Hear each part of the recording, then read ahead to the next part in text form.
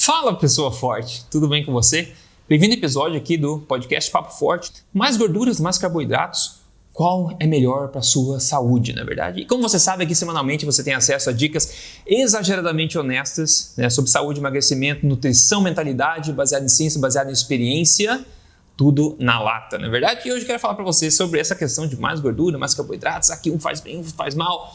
O que uma das melhores evidências tem a dizer sobre isso? Eu quero te contar hoje nesse nosso Papo Forte aqui. Então, bem-vindo a esse papo aqui de novo. Sou Rodrigo Polesso, como você sabe, anfitrião aqui do nosso podcast e também pesquisador científico. Minha paixão é entrar e pesquisar e absorver o melhor da ciência nutricional para compartilhar com você aqui. E também sou autor do livro best-seller Este Não É Mais Um Livro de Dieta, que você encontra na Amazon se você tiver interesse. Bom, a discussão de hoje, como eu falei, é entre gorduras e carboidratos, e essa discussão é uma discussão muito antiga, você deve saber, deve estar cansado de ouvir gente defendendo um lado, defendendo o outro lado desses dois macronutrientes. A verdadeira guerra aí entre low fat, baixa gordura, e pessoal do low carb também, do baixo carboidrato, quem está certo, quem está errado, será que existe alguma coisa em comum, será que está todo mundo errado, todo mundo certo? O que está acontecendo? Bom, ambos, são macronutrientes, Ambos são macronutrientes naturais, Proteínas, como a gente conhece, é o terceiro macronutriente, mas carboidratos e também gorduras são macronutrientes. Macronutrientes são na natureza,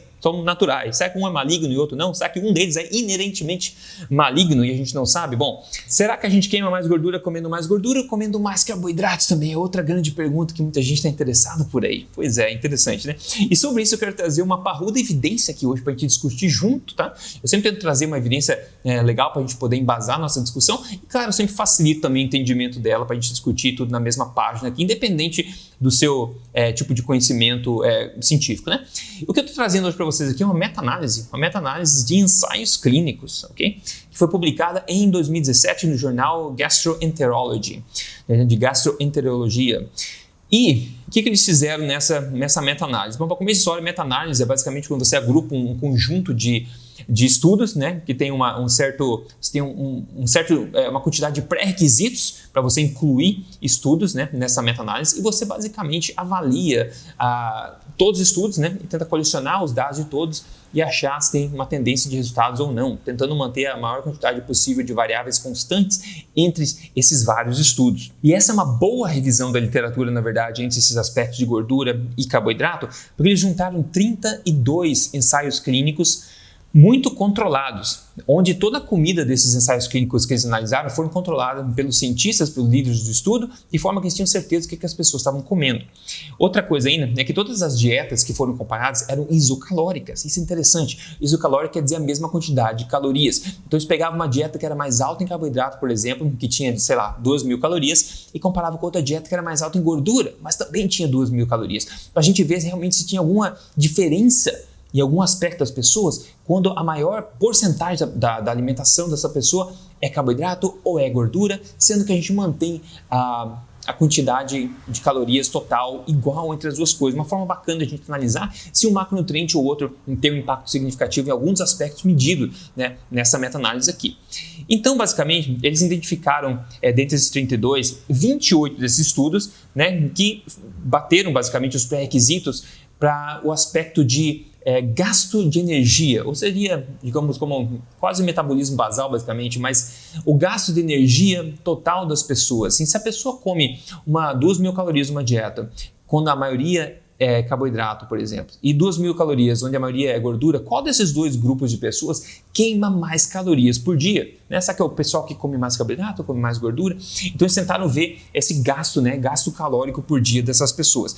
E combinando os dados, os resultados desses 28 estudos que eles incluíram aqui, que tinham esse pré-requisito aí, que bateram os pré-requisitos aqui, eles acharam que quando você tem dietas isocalóricas, de igual quantidade de calorias, ambas, sendo maior quantidade de gordura ou maior quantidade de carboidratos, tanto faz, porque basicamente o resultado é o mesmo em termos de gasto calórico, a gente fala de energy expenditure. E ainda assim eles falam o seguinte, somente 8 desses 28 estudos mostraram que uma dieta de mais baixo carboidrato levou a maior gasto energético do que a dieta de mais alto carboidrato, e também, dentre esses 8 que identificaram isso, os resultados foram estatisticamente significantes em apenas 4. Então, dos 28 estudos que, né, controlaram essas duas coisas, somente 4 mostraram de forma significante que as dietas mais baixas em carboidratos geravam maior gasto energético, ao passo que 20 estudos, né, reportaram maior gasto energético com as dietas que tinham maior quantidade de carboidrato. E esse resultado foi estatisticamente significante em 14. Então, seria 14 versus 4. Então, desses estudos que eles analisaram aqui, basicamente, né?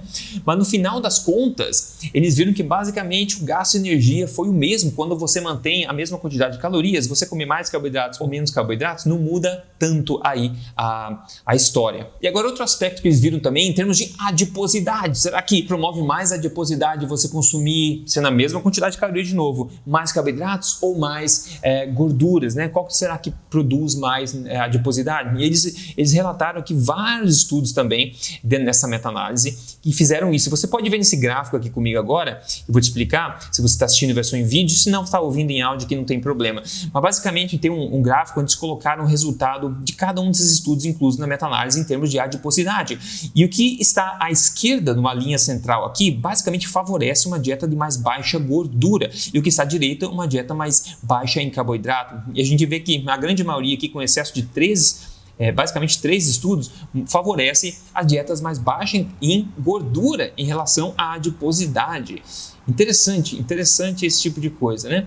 Então eles dizem que basicamente a nossa meta-análise aqui de 32 ensaios clínicos controlados, isocalóricos, mostra que em termos de gasto energético e também de promoção de perda de gordura, foi maior nas dietas mais baixas em gordura. Interessante, é uma coisa um pouco diferente se você está acostumado a seguir pessoas que promovem muito mais, assim, de forma forte, a questão do baixo carboidrato, porque aqui essa meta-análise de ensaios clínicos controlados está falando que basicamente não importa muito se você consome, contanto que você consuma aquela quantidade igual de calorias, não importa muito se a maioria vem de carboidratos ou vem de gordura, e não parece importar muito em termos de gasto energético ou de adiposidade também. Então o que a gente pode tirar disso tudo, né? Porque a gente sempre tem estudos de vários tipos, né, de várias opiniões, várias conclusões, mas essa é uma meta-análise interessante que colecionou vários estudos aqui bem controlados nesse aspecto. Bom, primeira coisa que eu sempre falo e falo bastante, né, há muito tempo, é que o mais importante do que você ficar focando em macronutrientes, né, é você focar na qualidade dos macronutrientes, a qualidade dos alimentos que você consome. Mais do que é gordura ou é carboidrato, a qualidade deles importa muito mais. E depois lembrar também que essa meta-análise não analisou dietas de perda de peso em si, ok? Não foi dietas de emagrecimento em si. Então, dietas de mais baixo carboidrato, tem uma parruda literatura por trás mostrando grandes benefícios delas para a perda de peso, para a queima de gordura. Eu venho falando disso há muito tempo também, então a gente não pode ignorar isso também. Tem que levar em consideração o contexto de tudo, né? Porém, uma dieta para emagrecimento não é necessariamente a melhor dieta para se seguir pelo resto da vida, né? Então, muita gente esquece disso, né? A dieta low carb, cetogênica me ajudou a perder peso bastante, ótimo, então vou seguir pelo resto da vida. Isso é uma extrapolação. Você não pode assumir que uma coisa que faz você emagrecer rapidamente é uma coisa que vai poder levar você a ser a melhor versão de você mesmo pelo resto da vida como estilo de vida. Então tem que ter cuidado um pouco quando te extrapola algumas coisas assim, certo? É como se você tomasse, por exemplo, tomasse aspirina para passar cabeça, para passar dor de cabeça, e agora você toma aspirina a cada 3 horas pelo resto da vida porque ajudou você a perder passar dor de cabeça, entende? É basicamente o mesmo racional que a gente não pode extrapolar necessariamente, né? Então tem que tomar cuidado. E existem exemplos no mundo, né, de várias populações tradicionais 100% saudáveis, algumas delas que consomem alta gordura e baixo carboidrato e outras que consomem altíssimos níveis de carboidrato e baixa gordura. Inclusive, no meu livro, uma das primeiras coisas que eu falo aqui no meu livro, eu dou exemplos de várias populações ao redor do mundo justamente opostas em composição de macronutrientes, mas todas unidas pelo um simples fato, que todas são saudáveis, né?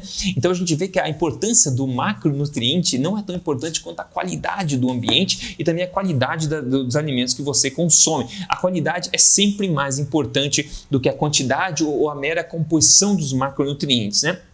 Agora, como falei, os tipos de carboidrato que você consome pode ser muito importante, assim como os tipos de gorduras, talvez seja mais importante ainda que os tipos de carboidrato, que impactam o corpo de forma diferente. Então a gente não pode tratar carboidrato e gordura como sendo uma coisa só. Tem muita nuance, tem muitos alimentos, né, que se identificam dentro dessas duas categorias. A gente não pode ser simplista na nossa análise, a gente tem que ter cuidado com isso aqui. E também não dá para continuar demonizando um macronutriente ou outro de forma ideológica, sem pensar muito, só porque é bonito falar. Então não dá para dizer que todo carboidrato é ruim e nem toda gordura é ruim. Não dá para fazer isso, porque não faz sentido algum. Né? Esses dois são macronutrientes naturais, como eu falei, onde tem alimentos ancestrais dentro das duas categorias. E a ciência em toda não é assim, é clara em direção para um lado ou para o outro. Né? Em termos dessa meta-análise, por exemplo, que é uma evidência parruda de se considerar, a gente vê que pelo menos em termos de gasto calórico, em termos de adiposidade, né? Se você consome uma maior proporção de carboidratos ou uma maior proporção de gordura, parece não fazer tanta diferença nesse aspecto também. Existem coisas mais importantes, como eu falei, né?